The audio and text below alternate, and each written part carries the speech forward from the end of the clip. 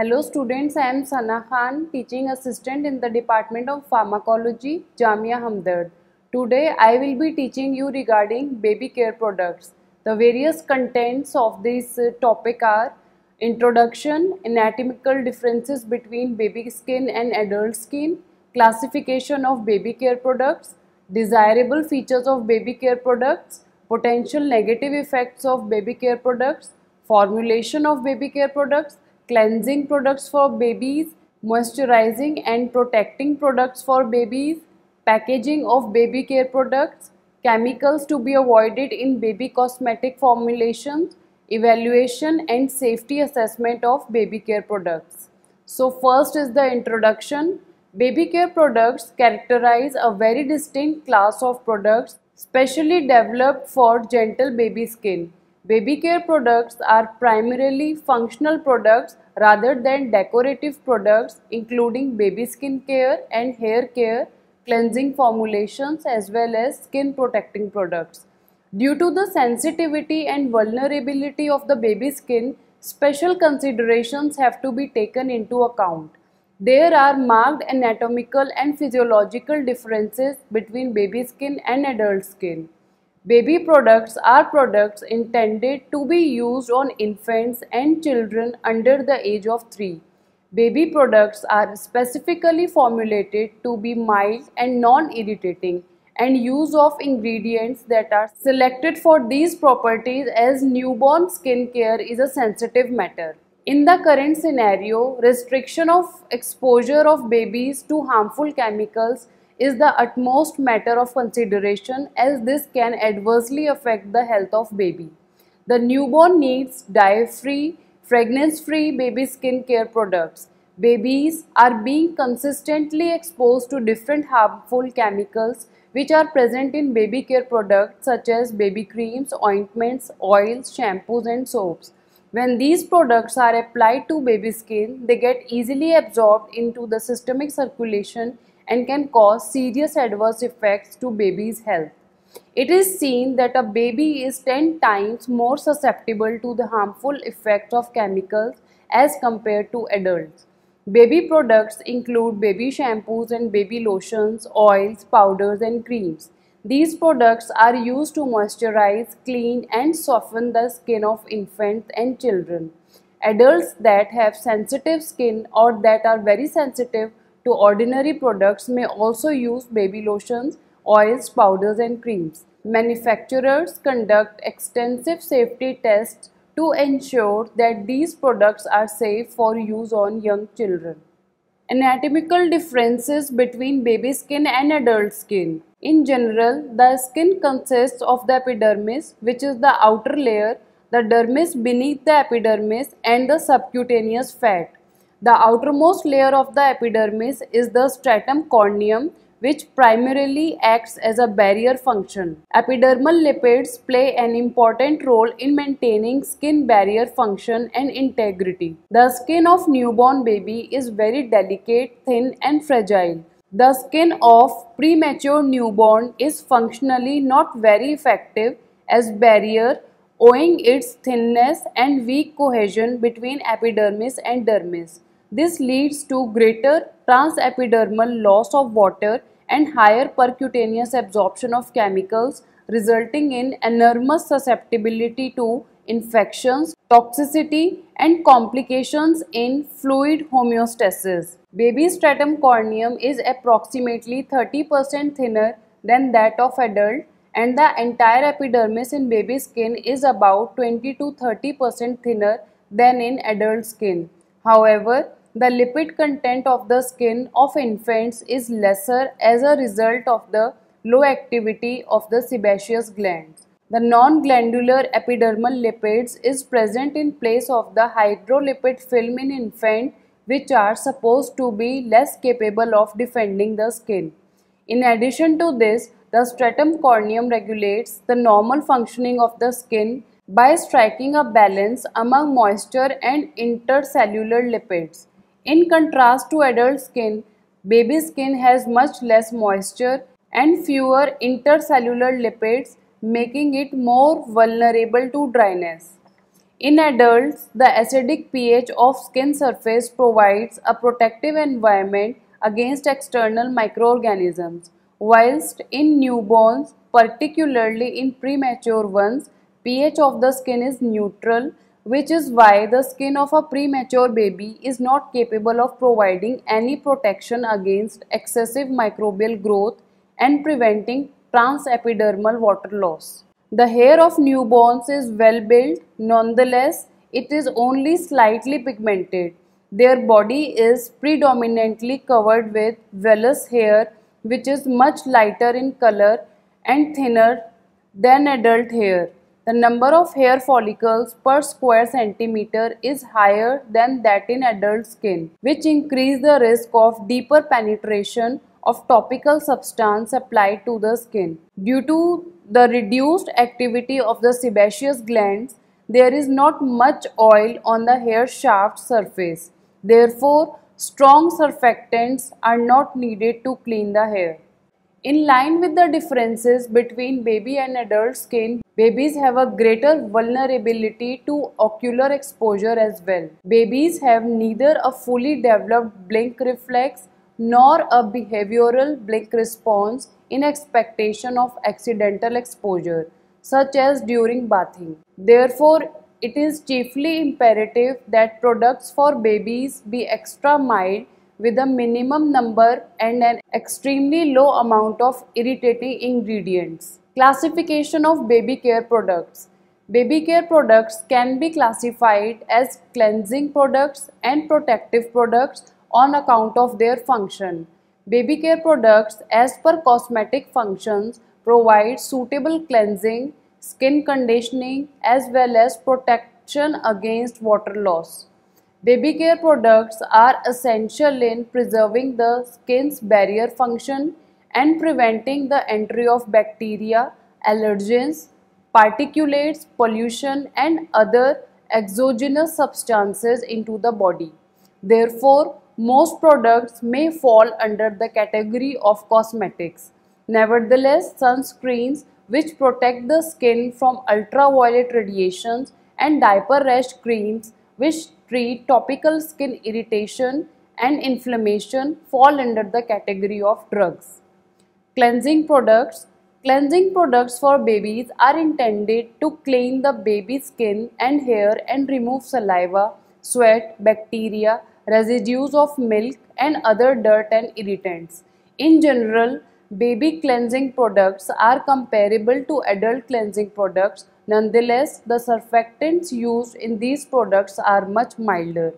Further, many baby products are aroma-free or contain only a low level of such components.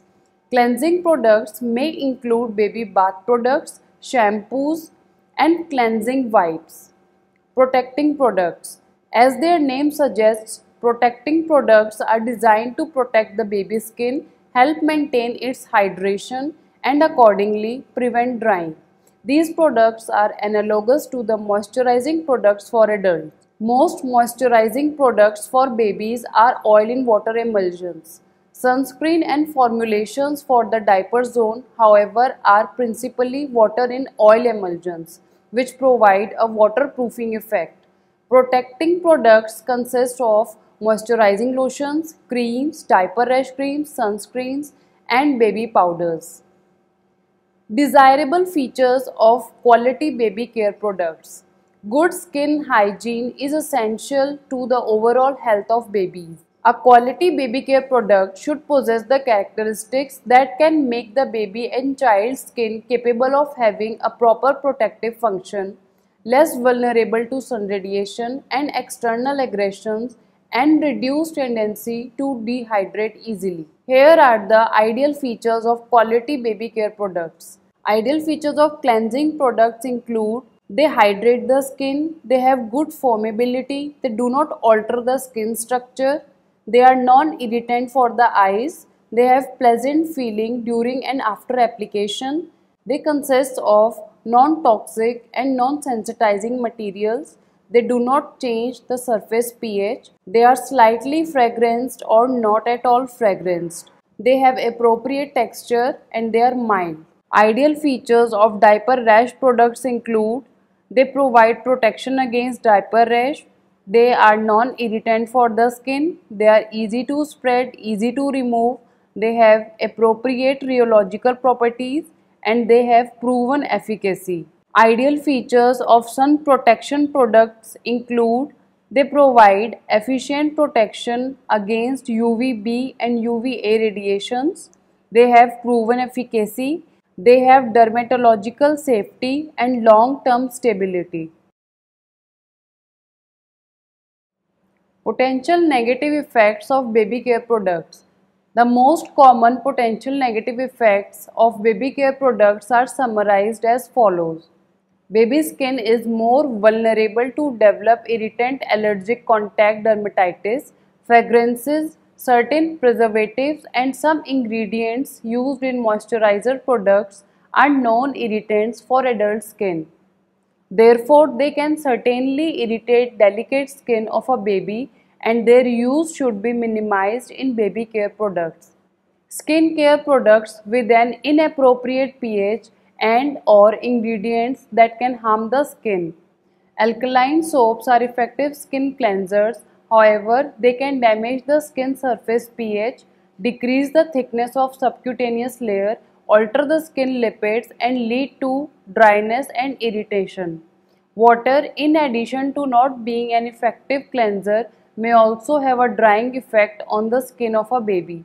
Further, cleansing products including antimicrobial ingredients are not recommended for use in babies because of their harshness and potentially negative effect on skin colonization. It is also known that atopic dermatitis occurs in 15 to 20% of children, typically early in life. 49 to 70% of childhood atopic dermatitis appears before 6 months of age, and 80 to 90% of babies suffer from atopic dermatitis before 5 years of age. Compromised skin barrier function is believed to be crucial to the development and severity of atopic dermatitis, which is often accompanied by dry, scaly skin and itching. Special care and the use of adequately formulated mild cleansers and skin moisturizers are particularly important for these children. Formulation of baby care products. The baby care market consists of limited variety of products usually focused on cleansing and moisturizing. There are some important major factors that should be taken into consideration when formulating any type of product for babies. In general, formulators should only use ingredients that have an established safety profile and are deemed to be safe on baby skin. Ingredients known to be irritants, sensitizing agents and allergens should be avoided when formulating products for highly sensitive and immature baby skin. Examples include sodium lauryl sulfate, ethanol, strong or large amount of preservatives and fragrances. As most formulations for babies are water-based and the use of preservatives is essential in these products. Preservative-free formulations are more dangerous to baby skin due to the potential risk of microbiological contamination than formulations with preservatives. The level of preservatives should be kept as low as possible in formulations. A good way is to apply a combination of preservatives. This way, they may have a broader spectrum, their overall efficacy can be increased, and the concentration of the individual ingredients can be kept low. Special care should also be taken when using natural preservatives since they may have not been tested on baby skin.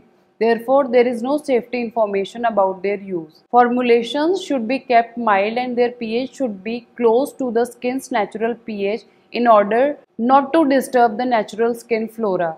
Ingredients known to be penetration enhancers, for example, urea or propylene glycol, should not be included in formulations. The reason behind it is that penetration through baby skin is already easier for many ingredients than through adult skin. Enhancing the penetration could easily enhance irritation and may lead to inflammation. Emollients should be cautiously selected for baby formulations in order not to cause allergic reactions. irritation, or other types of problems. Formulations should have ingredients that do not lead to eye irritation in babies. Cleansing products can often run into the eyes during rinsing, as blinking, which serves as a protective mechanism for the eyes, continues with the eyes maturing during the first year. The baby's eyes are more sensitive to irritants. Cleansing products for babies. Cleansing products for babies are usually surfactant-based systems formulated as shampoos, bath products, and wipes. The majority of ingredients are similar to adult cleansing products. Baby bath products. Baby bath products do not require having high cleansing activity, as the extent of soiling of a baby's skin is generally low in contrast with adult skin. For the same reason, adult skin cleanser should not be applied on baby skin. Also, strong and effective anionic surfactants can take away components of subcutaneous lipids and can even insert themselves into the skin. All these factors can lead to disruption of the skin barrier and development of symptoms such as irritation, dryness, and itching. Main necessities of a baby bath are that it should be effective, mild on the skin, and should not cause dryness. Therefore, baby bath formulations generally consist of the following secondary surfactants in low concentration. Amphoteric surfactants, example cocamidopropyl betaine.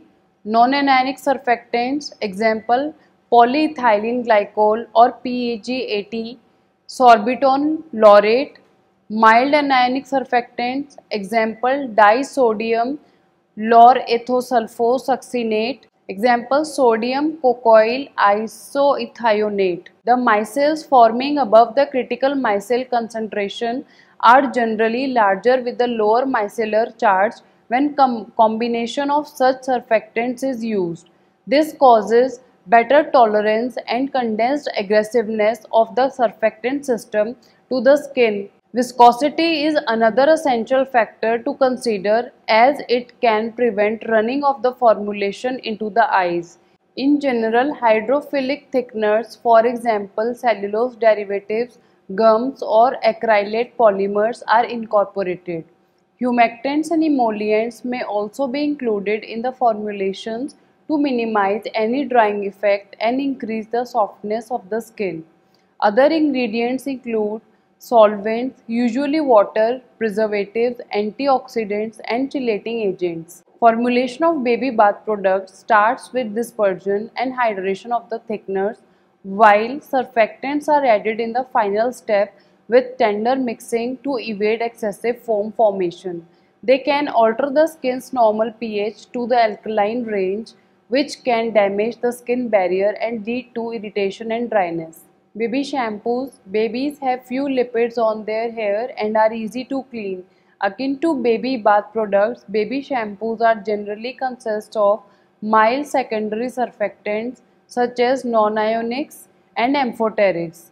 These surfactants are mild to the eyes. Irritation can be further reduced by increasing the product's viscosity, since it can prevent the product from running into the eyes. These surfactants as well as anionic surfactants do not foam, therefore baby shampoos may be considered low performing products by some parents. However, as discussed previously, foaming is not related to cleansing efficacy of shampoos. A low foaming formulation can be an effective cleanser just as a highly foaming formulation. The formulation procedure of baby shampoos is similar to that of adult shampoos as well as baby bath products. Baby wipes. Disposable baby wipes represent one of the fastest growing sectors of the baby products market. Nowadays, they are very commonly used as an alternative to liquid cleansing products, specifically for the diaper area. Baby wipes are generally made of a non-woven disposable cloth immersed in an aqueous surfactant solution or an oil in water emulsion enriched with emollients. As the purpose of wipes is to wipe off the baby's skin without rinsing it afterwards, they are generally non-lathering formulations. Classic cleansing ingredients used in such formulations are surfactants, Mild non-ionic surfactants as well as amphoteric surfactants are generally incorporated in baby wipes formulations.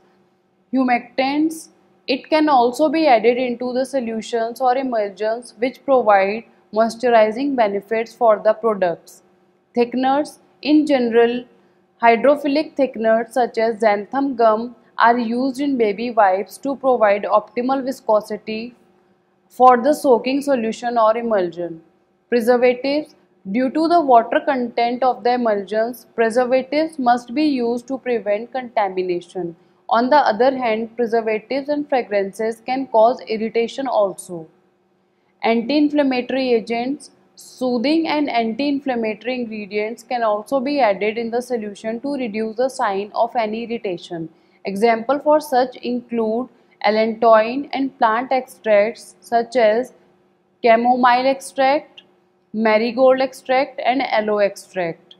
Baby wipes are usually shown to be mild and well tolerated by baby skin even when used on sensitive skin or dermatitis skin. Essential factors that should be noted for preparing baby wipes are as follow: pH of the wipes, fragrance selected, and type and amount of surfactants. It has been observed that use of irritants such as alcohol, fragrances not tested for their allergic potential, and pH significantly different from that of the skin damage the baby's skin or worsen diaper rash. Wipe cloths are soaked in the cleansing solution and packaged either individually into sachet or together into plastic bags or other type of containers.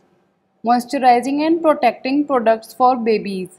Protecting products for babies generally comprise of emulsions formulated as moisturizers, powders, sunscreens and diaper rash products.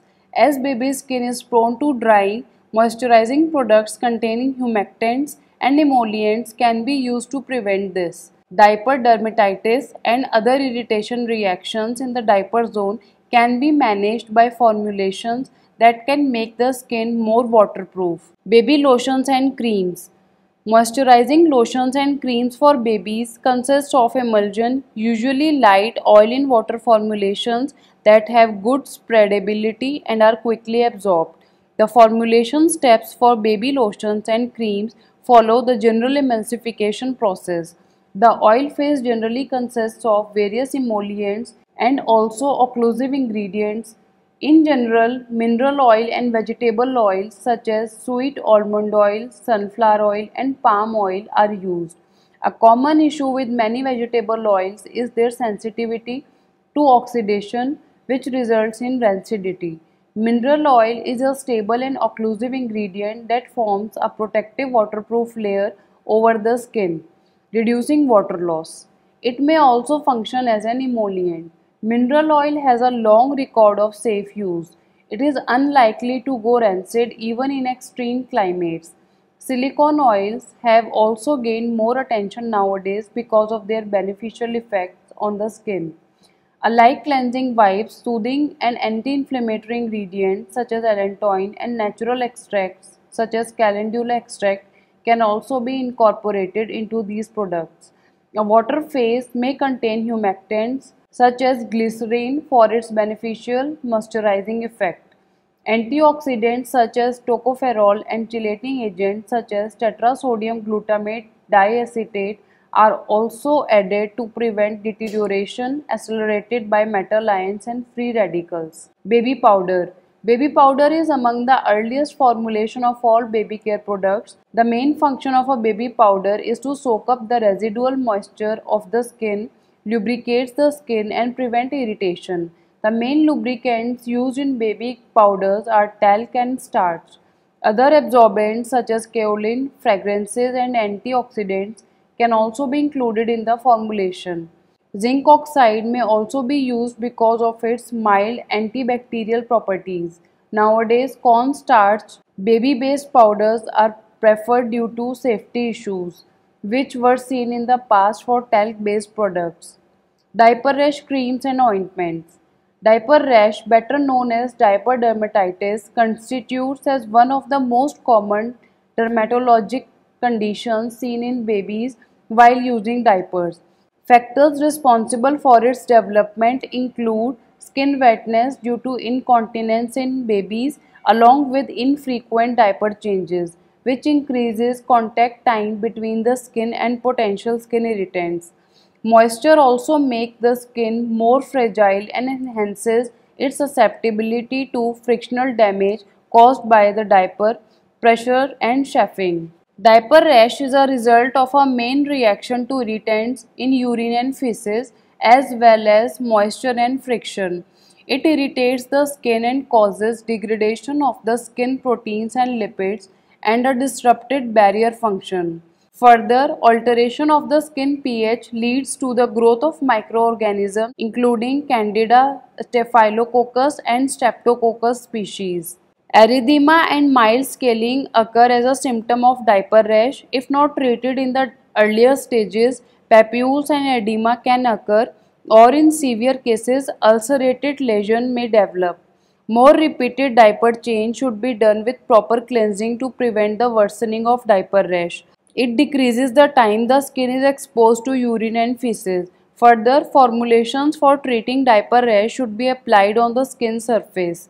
Products predominantly formulated for the diaper zone are generally water in oil emulsions, or they can be anhydrous paste which are thicker, long lasting and more waterproof than water based formulations. The OTC monograph has released a list of ingredients for skin protection and their concentration that, if used in the concentration stated, are considered drugs. Below this concentration, the same ingredients in the products are considered cosmetics. Following are the examples for such ingredients commonly used in diaper rash treatment products with their concentration as listed in the OTC monograph. Allantoin is having concentration between 0.5 to 2%, cocoa butter 50 to 100%, dimethicone 1 to 30%, glycerine 20 to 45%, kaolin 4 to 20%, lanolin 12.5 to 50%, petrolatum 30 to 100%, and zinc oxide is 1 to 25%. Packaging of baby care products. The most commonly used packaging material for baby care products involve the following: plastic bottles. The large amount of cleansing and protective products as well as baby sunscreens are supplied in plastic bottles, usually with a flip top cap, screw head, tilted head or pump head. Soft tubes and jars. Some protective products and baby sunscreens are packed into soft tubes, or they can also be packaged into jars. Baby wipes packaging. Packaging of baby wipes is required to be durable and disposable. The majority of baby cleansing wipes are folded together and packaged either into sachet or plastic containers, that is tubs or canisters, with a resealable label or flip-flop lid. These containers are designed to easily dispense single sheets while keeping the wipes moist until ready for use. Aerosol cans. Sunscreens may also be available in aerosol containers similar to adult products. Next is the chemicals to be avoided in baby cosmetic formulations. As the skin of the newborn is delicate and vulnerable, cosmetic formulations desired for their protection need special consideration in the selection of their ingredients. Ingredients that may be potentially harmful to the skin should be avoided. The percutaneous absorption of drugs is determined by the physical and chemical properties of the drug. Immature systems of drug metabolism and underdeveloped epidermal barrier in newborn babies also influence the absorption phenomena. Perhaps the drugs having labels such as dermatologically tested or natural or organic ingredients do not ensure the safe use of such ingredients. Following chemicals have potentially harmful effects on the baby's skin, hence should be avoided. So here are the list of chemicals with their potentially harmful effect. First is the alcohol. Topical application of alcohol leads to hemorrhagic necrosis in premature babies. Cleansing solution of alcohol cause skin burns in newborns having low birth weight. Next is iodine. Solution of iodine can lead to serious and transient hypothyroidism. The levels of thyroid hormones should be checked in premature babies who undergo the exposure of iodine. Next chemical is the prilocaine.